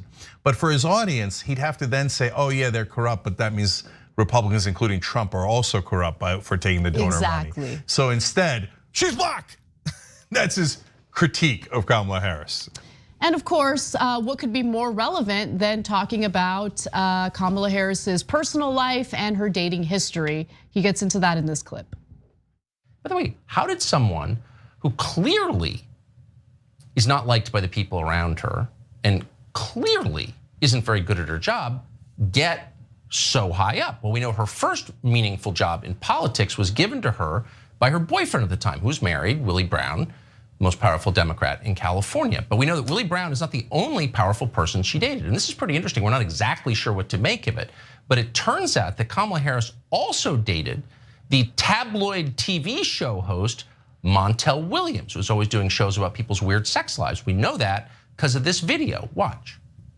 Long before she met Doug Emhoff, she dated some prominent men, including in 2001, former talk show host Montel Williams. Back then, he was the famous one and had to introduce her to the paparazzi. So we know that Montel Williams called her Kamala. We also know she calls herself Kamala sometimes, but that's kind of all we know. So what was that relationship like? What did Montel Williams think of it? So we would love to talk to Montel Williams about his torrid relationship with Kamala or Kamala, because that might be one of those blanks we'd like to fill in. Anyway, he is always welcome on this show. You guys, none of this matters. None of it matters. None of it matters. Like right-wingers, guys, please, you're being distracted with this nonsense, okay? Like, there's valid criticism of the Biden administration, valid criticism of Kamala. This is just garbage. This is nothing more than like tabloid nonsense. It does nothing to better your life at all, at all. This is just, oh, we hate the other side. So let's get into the dating life of Kamala. Who cares? Who cares? But so why is he doing that? Because the first part was she's not really American, that's the racism. And look at the guys she dated, that's how she got up in the world, that's sexism. And that's his audience's bread and butter. So he knows they're gonna eat that up. Now, meanwhile, they're robbing the place in the back, right? Totally. Like Kamala Harris's donors, the Republican donors that Tucker Carlson loves, are robbing us blind with their tax cuts for the wealthy, higher drug prices, etc. And meanwhile, Tucker's like, Montel Williams, I'm talking about Montel Williams, take all the money out now. Take it out now. The idiots aren't paying attention at all. I got them with racism and sexism. No, but that is hard-hitting news. Montel Williams dated Kamala Harris. He introduced her on the red carpet. Oh my God. You know why they brought in Montel Williams? So pathetic. One, because he's like especially the older crowd remembers him as a talk show host and so salacious, etc. But number two, they didn't have to show the video. I think the other woman in the video is Montel Williams' daughter, but they never clarified that. So it almost looks like he's dating two people, including Kamala Harris. You see that? That's why they showed the video, okay? And so it's all subliminal messages to their audience, hate her, hate her, hate her, hate her based on her gender, based on her race and her name. Kamala, oh, it's so funny to make fun of her name, ha ha ha ha, said Carlson the Garçon. Okay, that's why he used to wear the bow ties, remember? Yes, I do remember. When he changed into a fake populist, he took the bow ties off because he realized people hate people in bow ties, right? But until then, because he grew up as Carlson the Garçon, he used to wear bow ties because that's where they wore at College de Le Monde, where the non-American Tucker Carlson got his education. And listen, if you want to provide a valid critique of how Democrats use identity politics, like that definitely exists, right? So Listen, I have nothing against Kamala Harris because of her identity, but I do have something against the Democratic Party providing this like illusion of change and exclusion and all of that. When in reality, I think it's actually far more insulting that they don't look at the substance, or they don't talk about the substance of the very person that they're nominating or appointing. They just say, oh, this is the first gay person, this is the first black person, this is the first whatever. Cool, that's great, but what is their substance? What do they stand for? What do they want to do to actually further equality or further rights for the American electorate, right? That's what matters. That's genuine and I think valid critique, but he's not gonna go there because he doesn't want those things, right? He doesn't actually care about providing valid critique. He loves to get in the dirt. He loves rolling around in that dirt, right? Montel Williams this, Kamala Harris pronounces her name like that, who cares? So just to finish that thought, ironically, Pelosi and Tucker Carlson are the different sides of the same coin, right? So the Pelosi's of the world say, Kamala Harris is a black woman, so you should ignore everything when we make drug prices higher and not lower. We promise you lower drug prices, but it's okay. It was a black woman who screwed you over and gave you higher drug prices. No, it's not okay. I love that we have the first woman vice president. I love that we have the first biracial, first African-American vice president. But we need her to do the actual right policies, otherwise it's nearly irrelevant, right? Now, Tucker Carlson, on the other hand, says, he loves that they have higher drug prices so everybody he knows can get rich. But he says, you guys should hate her because she's black, she's a woman. And by the way, bottom line here, what was that segment with Willie Brown and Montel Williams and who she sleeps with? He was calling her a slut. Yeah, of course, we know what he's doing. Yes, and so Tucker Carlson's a terrible person, and if you watch him and you cheerlead on that, you're a terrible person.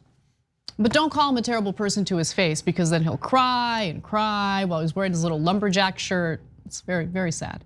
All right, one more story before we end the second hour. So, Republicans are capitalizing on the failures of Democrats when it comes to decriminalizing marijuana. Now, this is a layup. This is something that Democrats could have easily accomplished, especially considering how many states have already legalized marijuana, not just for medicinal use, but also recreational use. Now, Republicans in the US House of Representatives have introduced legislation that would decriminalize marijuana at the federal level and eliminate legal hazards facing many cannabis-related businesses while regulating its use like alcohol. This is a great proposal. Let me give you more. South Carolina Representative Nancy Mace has been reported to be leading the draft. Her legislation follows a bill from Democrat and Senate Majority Leader Chuck Schumer, the Cannabis Administration and Opportunity Act, which hasn't gained traction, probably because Democrats haven't really fought for it. But Mace, a first-term lawmaker, said the measure has 5 Republican co-sponsors. So what's in this legislation? Well, it's titled the States Reform Act. The Republican legislation would defer to state authorities on matters of prohibition and regulation. It would prohibit marijuana use by those under 21, restrict advertising, protect access to hiring and benefits for veterans who have used cannabis, and expunge the records of people convicted of nonviolent cannabis-only related offenses. I think this makes a lot of sense, but it's also telling that Republicans are pushing for this when, again, it could have been a very easy layup for Democrats. First of all, let me be super clear. I'll take it, deal. And in some ways, I think it might be better than the Democratic bill. The Democratic bill has more bureaucracy, and some of that is necessary, some of it is not necessary, if you ask me.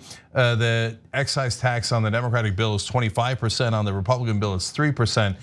I think it should be somewhere in the middle, but overall, I don't mind that.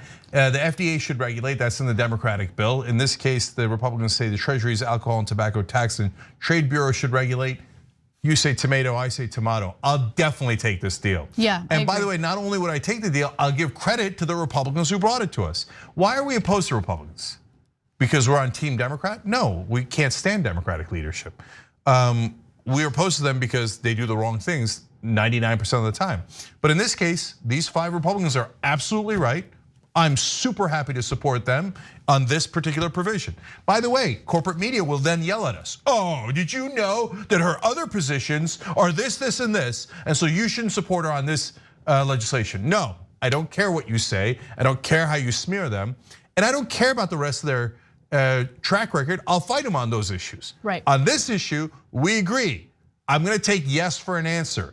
Now, and so number one, on the substance of it, vote with the Republicans on this bill, okay? That's the most progressive show in America telling you that, okay? Number two, Democrats are idiots. Yep. Idiots. Yep. 2/3 of the country, even more than 2/3 now, say legalize marijuana. Democrats had that in their lap. That was their issue, and they're like, oh, they fumble it away to the Republicans because they're morons. Dumbest people in the world is Democratic leadership. I hope the Republicans pass it and humiliate the Democrats. All right, we got for members a bonus episode now. Did Laura Ingraham do the dumbest episode in cable news history or not? It's actually a controversy. We're gonna ask you guys about it. TYT.com/join to become a member. We'll have the link down below in the description box, or hit the join button below the video on YouTube. And while you're watching our videos, if you like them, use super thanks. That makes a giant difference. We'll see you in the member section.